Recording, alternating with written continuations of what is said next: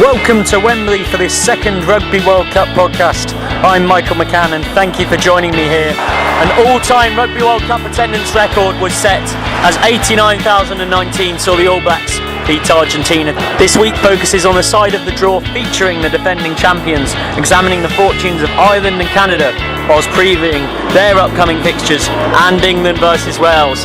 However, it is fitting to start with the brave Pumas, and I began by asking reporter for the Mirror, Dean Wilson, for his thoughts on the match. Terrific game of rugby. I thought that New Zealand did well to come out on top in the end. I think Argentina perhaps just ran out of steam a little bit in the second half, but they certainly gave New Zealand a fright. They were very competitive, very physical, very aggressive in the first 40 minutes, and I think they took New Zealand a little bit by surprise actually. I think that the New Zealanders are used to just running through their phases, running through their plays, and Argentina just didn't let them do that. But in the second half I think New Zealand's superior skill, fitness and their replacements actually had a big impact. I think that told in the end. And a couple of sin-binnings for the All Blacks. Their coach Steve Hansen described them as both dumb mistakes. I'm guessing you'd agree with that assessment?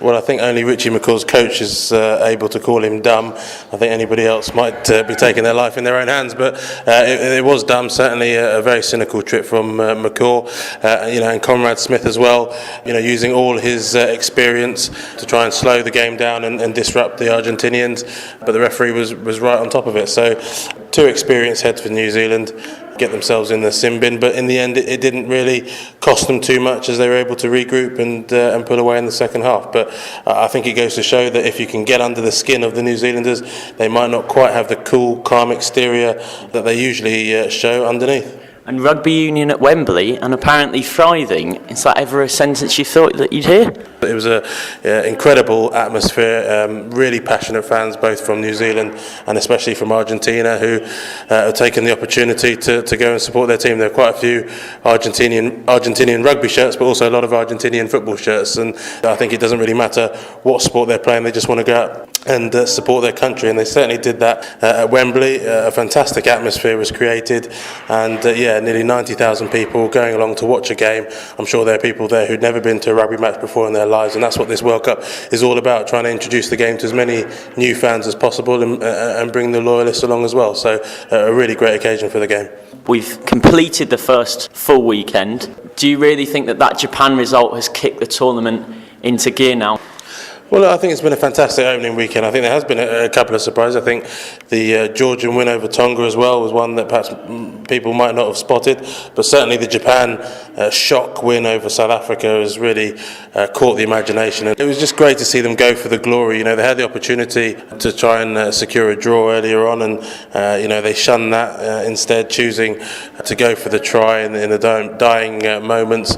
Paid off for them. I just think that's just such a fantastic, romantic kind of fairy tale that big sporting occasions like Rugby World Cups, like Olympic Games and so on really need. So all credit to Japan for that, and I think it's given the tournament a great start. This week coming, what particular game would you say is the one that you're looking forward to seeing? England-Wales seems the big draw card. Yeah, look, there's some really interesting games to come over the next week or so. I think the fact that Japan have lit the touch paper the way that they have is going to make some of the perhaps more unfancied teams more interesting. People are going to try and see where the next shock or upset might come from. And then, as you mentioned, obviously for the home support, England against Wales, that's really a crunch game to come. Obviously Wales getting their win over Uruguay, but suffering a few more injuries with it. So it's going to be interesting to see how they deal with that game against England. Such a high profile and such a high pressure match. But I think there's lots more interest and intrigue to come across the tournament. Thank you very much for your time, Dean. All right, no problem. I'm Stuart Barnes and you're listening to the Rugby World Cup podcast with Michael McCann. Dean Wilson speaking to me there. And on exciting upcoming fixtures, the All Blacks win over Argentina means they will almost certainly top Pool C, leading to a quarter-final in Cardiff, which, whilst it could be a repeat of their 2007 defeat to France, could instead be against Ireland. So I got the lowdown on the Men in Green's victory over Canada from TV3 commentator Liam Toland, and I started by asking him for his views on the performance. Considering what Ireland were facing around the whole tournament, it was a marvellous starting point, and they came into the game obviously having not performed as well as they would. You always suspected that Joe Smith had lots of stuff tucked away neatly in his locker, and you didn't see a huge amount, but what you did see was when opportunity presented itself, Ireland were ruthless. They remained very much precise in what they were doing and stuck to a very strong game plan. Clearly we got to benchmark this against the opposition they're playing against, and Canada were possibly one of the weaker sides that have showed this weekend so far. Comparing that to what Japan did, and certainly Fiji asked huge questions of England. I'm afraid Canada weren't able to do that. Their line-out was quite poor, and the scrum was quite poor. They battled hard, and you've got to give credit to a lot of the players that played. Their moonlight at open side, my own position, worked very, very hard, and that was impressive. But the bottom line is the Irish halfbacks, through Murray and Jonny Sexton, did extraordinarily well in controlling the game. The bench came on. Cian Healy came on for a 15-minute run, and he was sucking diesel hugely. He was running out of oxygen, but that was a huge part of his rehabilitation. So overall, you'd have to be very happy with 7 tries, a very solid performance out of touch, and certainly from the scrum. And in general, I think a lot of the combinations gelled quite well. And Jonny Sexton, obviously you want to wrap him in cotton wool to come off within the hour with a man-of-the-match performance and the game in the bag. Can't have asked for much more than that, really.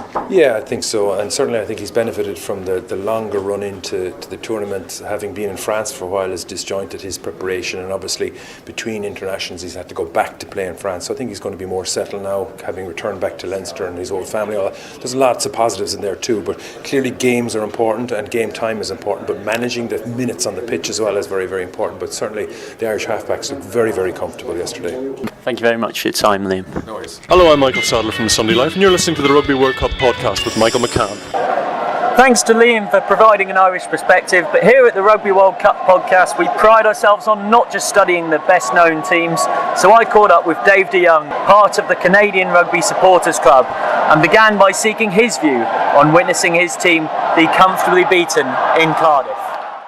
Difficult match. I thought the scoreline didn't accurately affect really the effort of the team and how well we played. But obviously Ireland are a class act. Jonny Sexton, I would say, is one of the number 1 world 10s. Carney's fantastic from the back.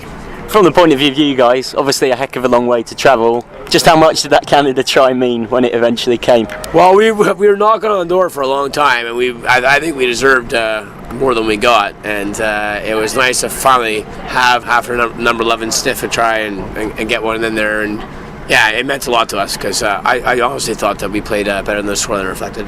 Jamie Cudmore said he felt he let the team down with that sin-binning. What did you see of that instinct? 'Cause it proved pretty costly, didn't it? I think it's difficult because I think a lot of times Jamie Cudmore is seen as a talisman for our country. To let your side down in that manner is kind of bush league, and I don't agree with it. If you have the C on your chest, then you should be leading your squad. To let them down like that, I mean that was the game.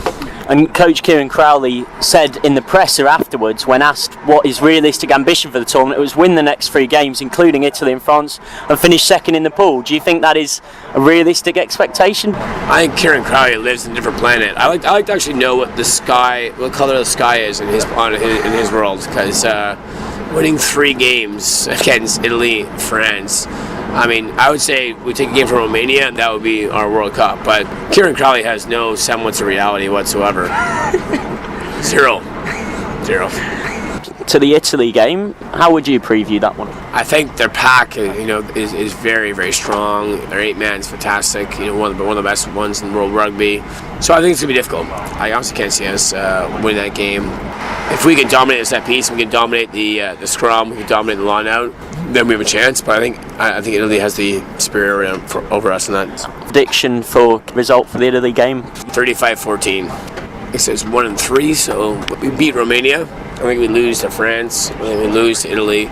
Thank you very much for your time, Dave. Yeah, my pleasure. Great to give a lower-end side some coverage again after studying the USA last time out. We will certainly continue that through the tournament.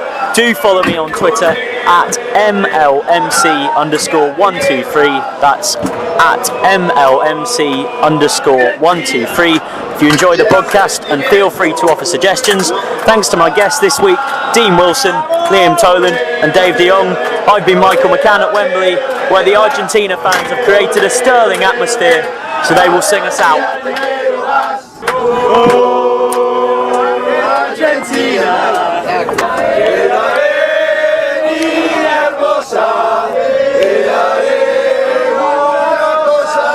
Una cosa que empieza con B.